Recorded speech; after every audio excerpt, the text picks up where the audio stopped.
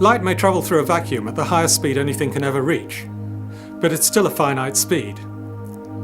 This means that it takes a while for light rays to travel between 2 points in space. The speed of light in space is about 300,000 kilometers per second. Now 300,000 kilometers is nearly the distance from the Earth to the Moon, and so it takes just over a second for light to travel from the Moon to the Earth. So when we look at the Moon, we're seeing it as it was just over a second ago. Who hasn't thought about what it would be like to travel in time?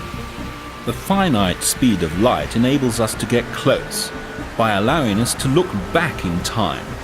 When looking out into space, we just need to wait for the light from distant places to reach us, and it shows how things were when the light began its journey. Powerful instruments like Hubble have made it possible to look farther out and farther back than ever before. What cosmologists are seeing is simply astounding. In the 1920s, astronomer Edwin Hubble discovered that most galaxies appear to be moving away from us at a rate proportional to their distance. The further away a galaxy is, the faster it appears to be moving away from us. This is due to the expansion of the universe.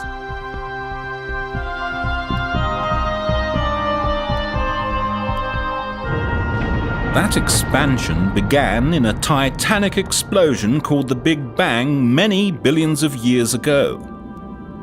The rate of expansion holds the key to estimating the age and size of the universe. This rate is called the Hubble constant.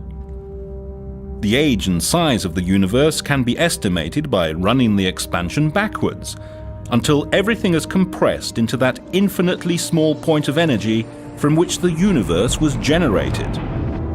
The top-ranked scientific justification for building Hubble was to determine the size and age of the universe. The quest to determine the Hubble constant precisely was headed by the Key Project team, a group of astronomers who used Hubble to look for remote, accurate milepost markers, a special class of stars called Cepheid variables.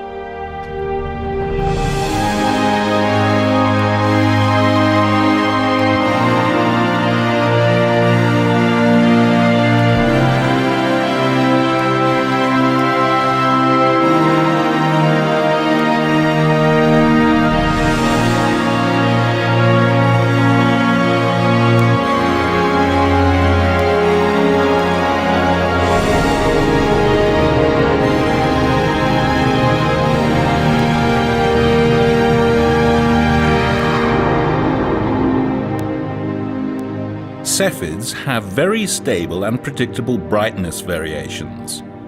The period of these variations depends strictly on the physical properties of the star, which can be used to determine their distance very effectively.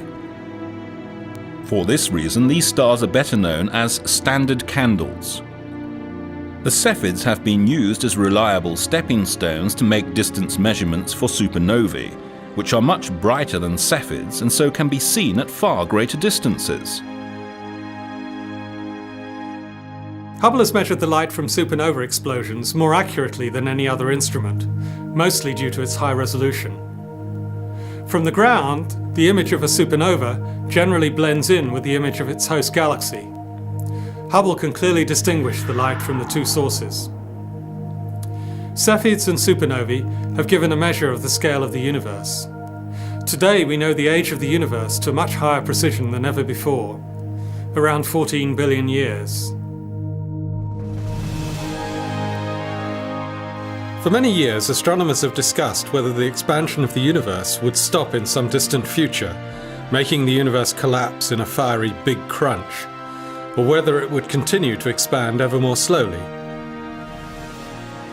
Combined observations of distant supernovae with Hubble and most of the world's top-class telescopes were used to measure distances to remote supernovae. And it looks like the expansion of our universe is nowhere near slowing down. Instead, it seems to be speeding up.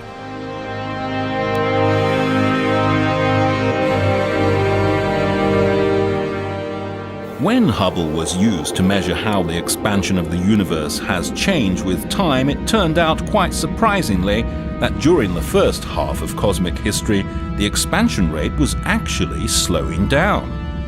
Then, a mysterious force, a sort of anti-gravity, made the universe hit the gas pedal, starting the acceleration we see today.